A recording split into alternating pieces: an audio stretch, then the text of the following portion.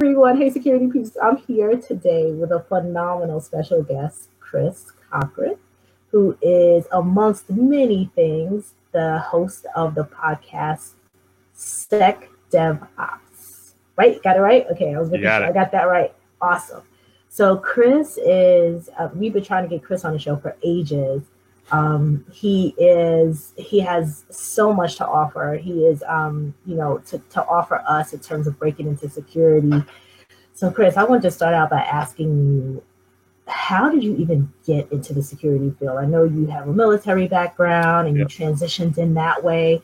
So talk to us about how you even became aware of security, what made you want to get into this crazy field, and walk us to where you are today.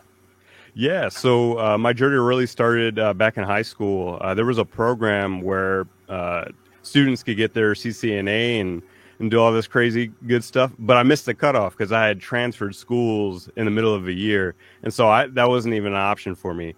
And so a few of my friends, they were in the program, and I was like, how do I get into this computer thing? And they were like, why don't you get a book? And so I took my school clothes money. I was supposed to get like school clothes, and I went and got an A+ book for CompTIA, and my mom was mad. She couldn't believe that I spent all my school money on a book. And so I like actually read it almost like a novel. I was just reading about components and processors and monitors and all this technical stuff. And I was like really interested. And so I would actually like have questions about different components, and I would bring them up to my friends that are like, wow, you're really into this. And I was like, yeah, I'm really serious. I was going to join the Marine Corps as a scout sniper, but as luck would have it, or maybe a little bit of talent, I did pretty well in the ASVAB. And so I was able to actually pick my job. And I said, this intelligence sounds cool. I think about, spy stuff, maybe a little bit of that. And when I finally got into the field, luckily there was a component of intelligence called digital networks intelligence. And I helped develop that for my unit in the Marine Corps, and just kind of went from there. So went from really intel heavy. After my time at the Marine Corps, I was a contractor at United States Cyber Command. It was called All Source Analysis, but it was basically threat intelligence. Mm-hmm. And after about 5 years of doing that, we had lost the contract, and I decided I was going to take a bet on myself. And I started my own firm. There was just a few of us, nothing too big, but that was my first exposure to commercial threat intelligence and cybersecurity. And from there, I got more technical in the support that I was given to organizations. And then ultimately, now I lead threat intelligence at Netflix. So it's been a crazy journey, a lot of pivots along the way, but I wouldn't change it for the world. That is awesome. What a cool way to break in. And I know your mom is kicking herself about being so mad at you back then for spending your clothes money on the security. No, you said an A+ book? Yeah, it was A+. Yeah, let her tell it. She'll tell everybody she told me to do that. Right. But yeah, I knew he should be doing that stuff. Yeah, now that you're famous, it probably make you a ton of money. So that's really cool. I mean, especially when I hear about people who have come through a high school or learned in high school. And it's interesting that you read the book like a novel. So you were really fascinated by that stuff. Yeah, I was fascinated by technology in general. When I was really young, I watched Terminator, like a few other, kids of my age group did. And I wanted to build robots. I was just fascinated with technology and all the different things that came along with it. And but unfortunately, when I went to college first, the only thing they had was computer science. And I was like, I really don't want to do coding. What I want to do is I want to connect networks. I want to build infrastructure. I never even got a chance to do that, but I found a roundabout way to getting into the field. Yeah. You see that passion. And I'm happy that we're now learning about people like you and what you were like as a child and what you were interested in, so that we can see, we can point that out or see that now in the children today and say, okay, like this person could be kind of like how we look at see children and you can see their talents coming up. and we can say, oh, we should put them in the direction of this, versus something else. Like you said, you didn't want to do coding. That was Right. probably one of the only options a few years ago, whereas It now it's a was. little bit more diverse in terms of options. So that's cool. Yeah, absolutely.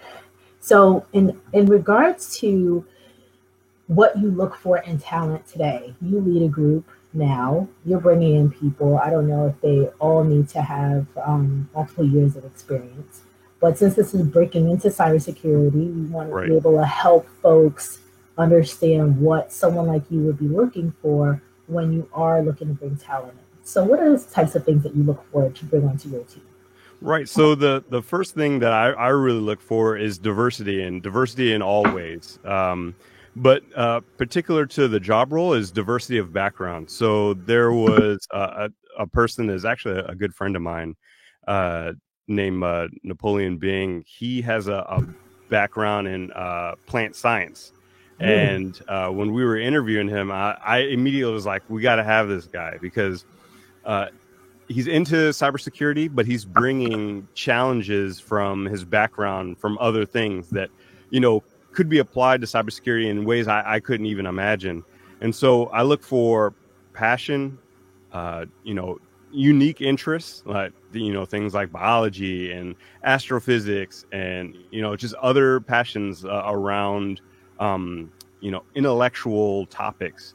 I think Mhm. that brings a different flair. And when you get into these discussions and debates and you're trying to problem solve with your team, they can bring insights that, maybe the rest of the team didn't have.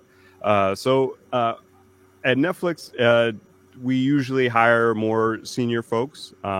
But as far as getting into the cybersecurity space, I'd say passion is number one. And one thing I tell people all the time is, if you're looking to get into it and you don't have a job that's doing cybersecurity, do your own project, right? Because we have things like GitHub where you can actually build cybersecurity software and put it out, and people can look at it and help you build it, and it can show that you have the talent to do some of the stuff that we do, or even just do like a project at home. You don't even have to put it out for the world, but if you build your own network and you build a sim and you have your logs going in there and you're doing some rudimentary analysis of some sort, just being able to explain those steps and the thought process behind it would be beneficial to some organizations that are looking for a more junior analyst or security practitioner. Yeah, I mean, you echo what we say all the time. I'm a huge believer. Actually, when I was working with some of the career transition people as well as early career, just completely new to the field, my very first thing is to create projects for yourself. And Right. they say to me, well, what do you mean? I'm like, self-directed projects. Yep. Go stick that on a resume, create a section that says cybersecurity projects, go find a project and Yep. put it on there. And I echo what you say. I mean, we had Alan Alfred on yesterday, and he said the exact same thing. Like, creating those projects, having them on the resume, being able to talk through a process, not only just book knowledge. And some of it you're going to get from, studying for the different exams, the certifications. You'll get it from going to a place, like you said, GitHub or a Cybrary or, some of these other free places where you can do it, and just doing your home networking or any other little projects that you have. So really, really great advice to give to people trying to break in. Right. Um, what made you start your podcast? So I've always wanted to sort of get information out to the world because I feel like I spent a lot of time really focusing on my trade craft and focusing on myself and getting better. And I feel like I got to a point where I could start helping other people sort of get into the space and sort of just get better if they are already in there. And I moved out to California earlier this year, and my buddy Ronald Eddings, the guy I do the podcast with, he let me stay at his house, and I came to the house, and he had a whole podcast set up, and I was like, this is like a match made in heaven. And so you can actually go back and look at our very first episode, and it was just kind of like off the cuff. He was like, hey, I have, all this set up. He was doing more technical videos and technical Mm-hmm. walkthroughs. Mm-hmm. And I was like, let's just have a conversation and like really start the podcast. And it's been an amazing ride, like just watching like episode 1 and going all the way through where we are today, and the guests that we're having on and the guests we continue to bring on.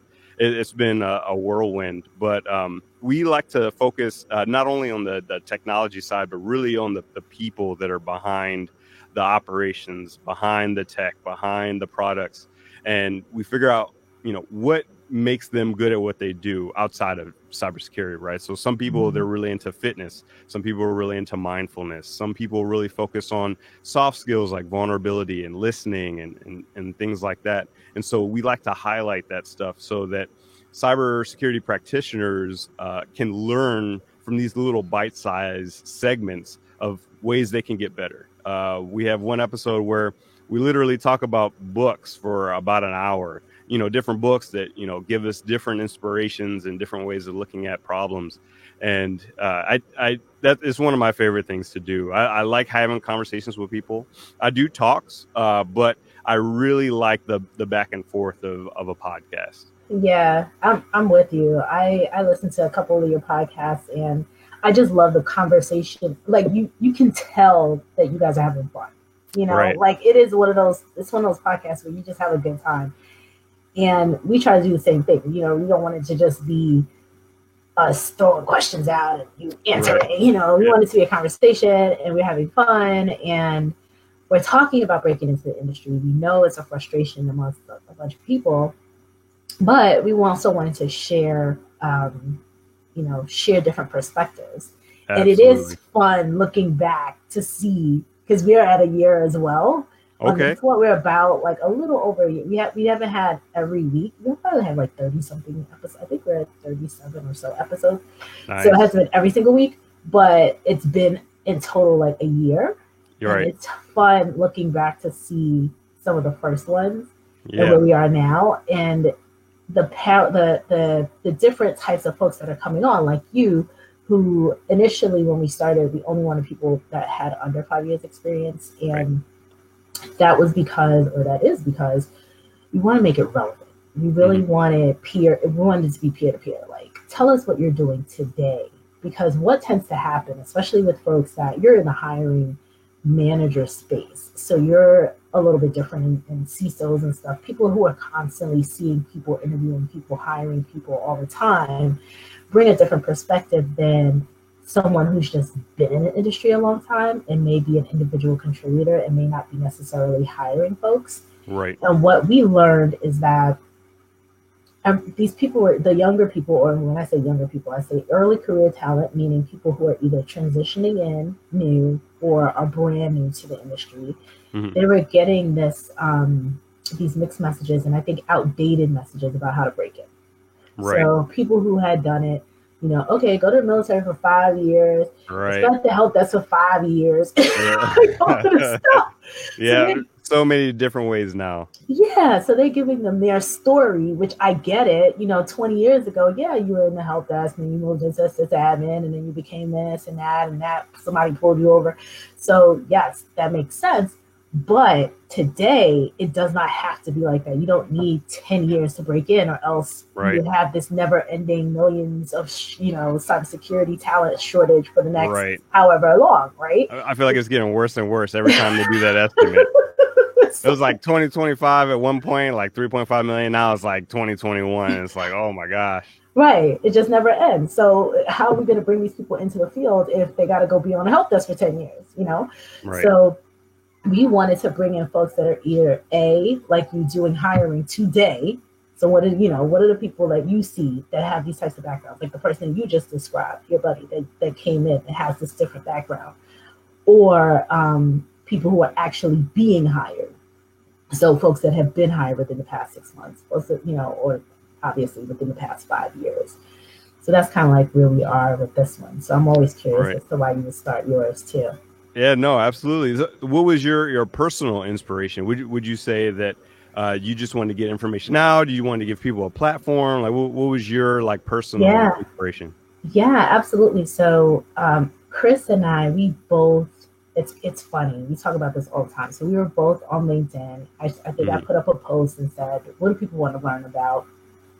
And everyone started kind of like giving me information as to what they wanted to hear about. And so just as a whole, and what Chris Folon and I realized that we would keep getting, we were simultaneously getting folks that were trying to break into the industry, struggling, and then asking me. They would be like, "Can you be my mentor? Can you help me?" And I'm a recruiter. I was like, I can't like you don't want me to be your mentor. You need somebody that's actually doing what you want to do. I can help you in terms of a recruiting perspective, but being a mentor to you, like, that's not really my space. Secondly, I was getting bombarded. So daily I would get 6, 7, 8, 9, 10 of these messages. So then, connected with Chris, and he said he was getting the same types of messages. So what I did learn from that group, I was like, what are these people telling you? Like, what's the struggle? Because quite frankly, I didn't even realize that there was such a struggle. I thought there's 2 million people, in my business, I'm dealing with people who typically do have the 15 years experience. Like, it's either a director or an executive, or it's an individual contributor at the top of the heap. So, companies bring me in they want that quote purple swirl. They want somebody with experience, whatever. I don't really interact with entry-level talent like that. Right. So I was actually quite shocked because, again, you're getting these numbers, 3.5 million open positions. And then you have all these people with cybersecurity masters and all these different degrees and certifications. And you're like, I can't get in. So I was actually quite shocked. And so I connected with Chris. He said that he was getting the same thing. And so I said to him, what's frustrating me is that these people are getting poor advice or outdated advice. Right. So let's help them by interviewing folks. I can't tell them how to break in because I'm not really even working with entry level. Right. Let's get the people who are breaking in now to help with the folks who are trying to break in. So our very first guest, he had broken in, Charles Karanja. I think he had broken in like 6 months before. He came on and he talked about breaking into the industry and how he applied 200 times and he had all these different interviews. And so what we started to learn more and more is that people resonated with the fact that they too were applying and they weren't getting any callbacks, but there was a light at the end of the tunnel. Right. And so we started getting more and more people on that said, one young lady, I can't remember her name, she talked about how she went on 30-something interviews. And when she got to like the 35th interview, she was as cool as a cucumber because she had interviewed so much, Yeah. So everyone was talking about their experiences, and it really helped to, I think, put people at ease. Let them know, like, you're not alone. You're not the only person out there submitting 100 resumes. You're not the only person out there interviewing like crazy. And this is a real issue. Like, this is a challenge. Like, why do we have 2 million open positions and all these people who are credentialed, who have certification, who have the baseline experience? Why can't they break in? It's ridiculous. Right. Yeah. So I solved my own problem by having all these people come. And then, it's really to help the industry and raise awareness to the leaders at the top. Like, you guys got to do better by helping these people break in. Like, they're trying, they're going out there, they're doing what they're being told is the thing to do. Go get a degree, get certifications, and they're doing those things. It's like, well, where's the gap? Right. So that's where we are. And the reason why we're bringing in folks like you is because we've had a number of people who have been the peer-to-peer. So now we want to hear from the leaders. We want to hear from hiring managers. Like, what are you looking for? What do you see out there? What stands out to you? And by you saying diversity, we talk about diversity of thought all the time. Right. Bringing in folks with different backgrounds. So everyone doesn't have to have a developer background or an engineering background or, these types of backgrounds, because people feel like that too. They feel like they, oh, I need this or I need that. Or I need to have a top secret clearance, all these various things that they don't necessarily need. So that's fantastic. I love it. As you can see, I'm still super passionate about this. I want all of you gainfully employed friends so that when I need a loan, I can come somewhere and borrow some money. So, you talked about somebody else chimed in actually saying, thanks for doing this. It's nice to hear from other people who share my pain or excelling in the same field. It's nice to see how everyone ends up here. I was an art major, but she's been networking for 23 years since the beginning of networking. So somebody that just chimed in on our, oh, okay. Wow. in our chat. Very cool. Lara. Thank you, Lara. So yes. So back to your team. I know you said right now you have more senior level people that you tend to hire, and then there are people who are the more entry level folks and the kinds of projects and things that they should put on their resumes. Other than putting things on the resume, what other ways do you think are good ways for them to actually get out into the field and meet more people like you? Because we know that, words on paper sometimes might not even get to somebody like you, a hiring manager. Yep. Yeah, so I'll get to that question in a second, but I actually wanted to highlight something really quickly. I'm actually senior, but I'm an IC at Netflix. I went from associate director level with another company, and when they brought me over, they want me to build the program, and so I have like 0 folks right now. I'm hoping that'll change for this next year coming up, and I'll be able to hire some folks. But one thing I want to sort of echo to everybody is that sometimes it might look like a step down, like if you're leading like 6 people and you go to being an individual contributor, but might not always be that way. You might be looking for an experience that can actually take you to the next level, because I've built threat intelligence programs before, but I've never been able to really customize a threat intelligence program like I have at my current job. So I just wanted to let people know about that in particular. But one of the best things that I love about this community is all of the meetups and all of the conferences that there are out there. Now, some of these conferences are expensive, but they do have scholarships for people that are looking to get out to all of these good places. Companies even will sponsor people to go to some of these conferences, and really look for meetups. And if there is no meetup in your area, you can actually start one.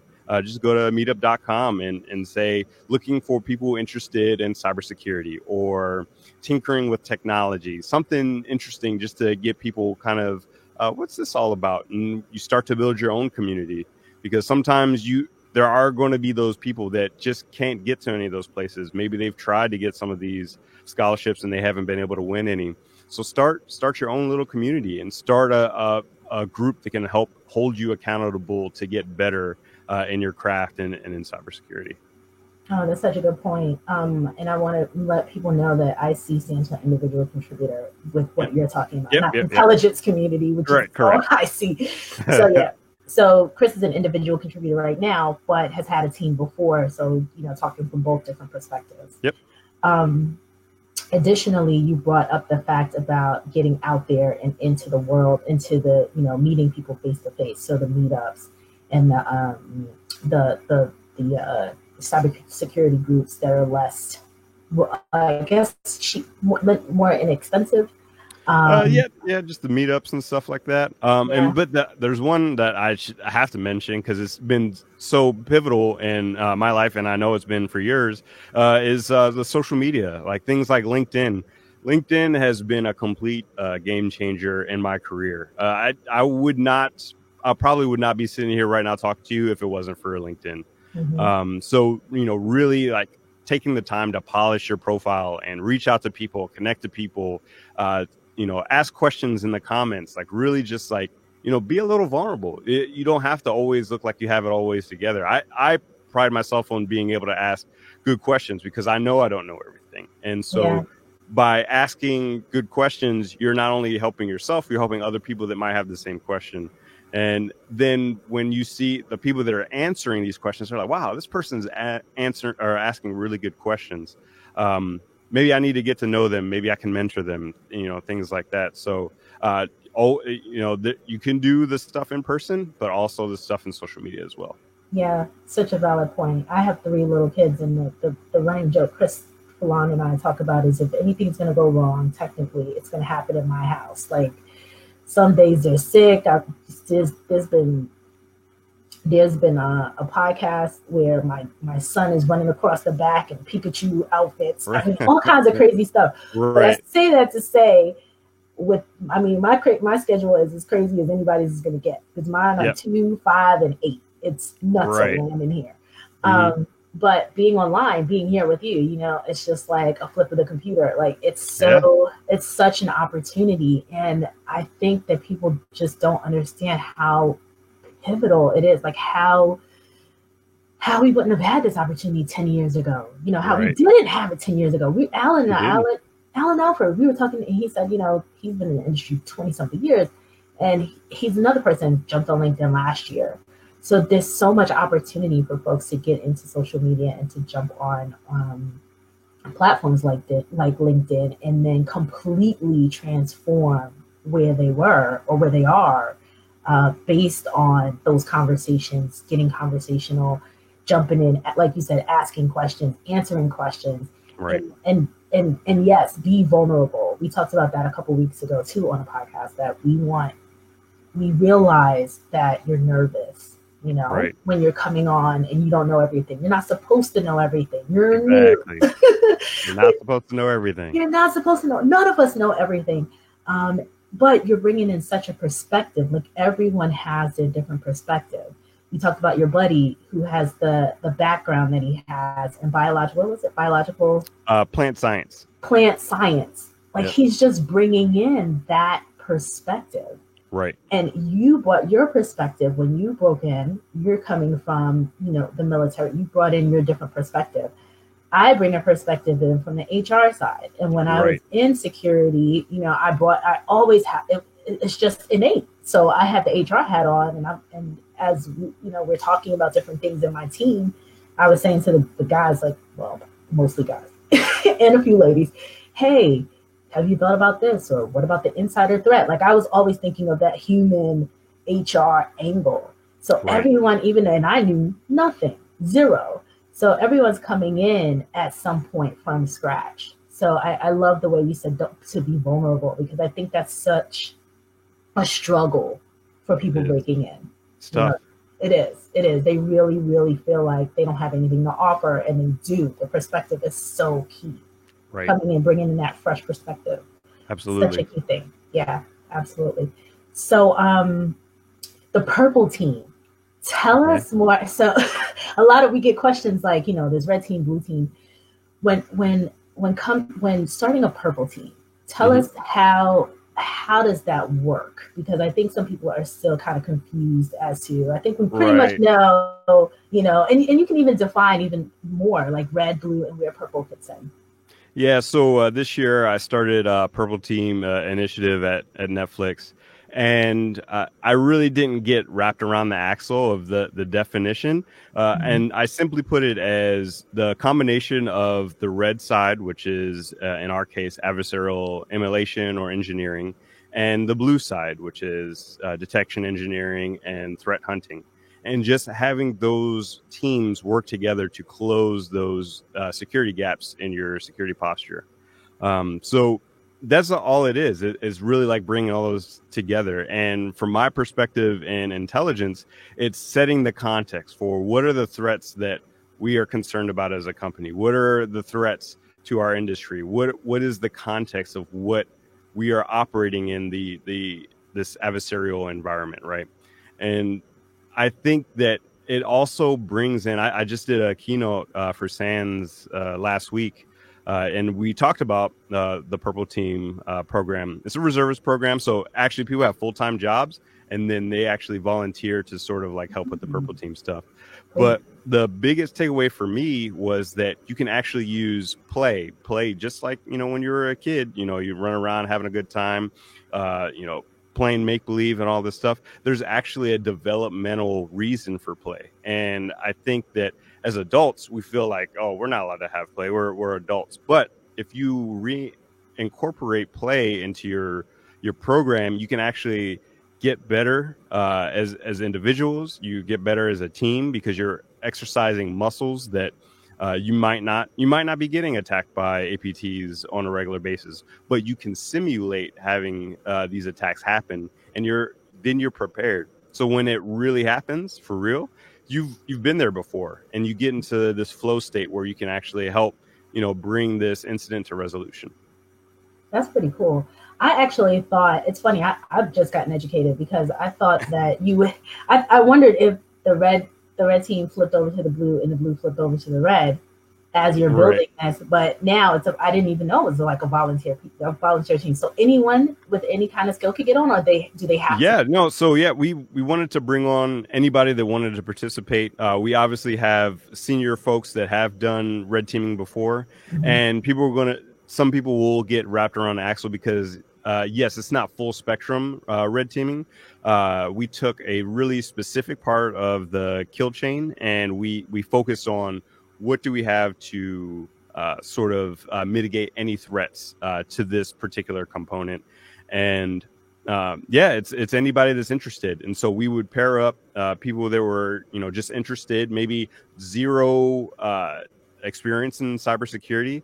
They're a developer or engineer, but they really want to, learn more about red teaming. And so we paired them with our senior red teamers. Some people were interested in intelligence, but maybe they've never even done intelligence or didn't even really know what it was. It just sounded interesting. And so then they would work with me to sort of see what I do. And I would give them tasks for things that they could do on a lower level, but it's still experience. It's still training them to do something above and beyond what they're currently doing. Yeah.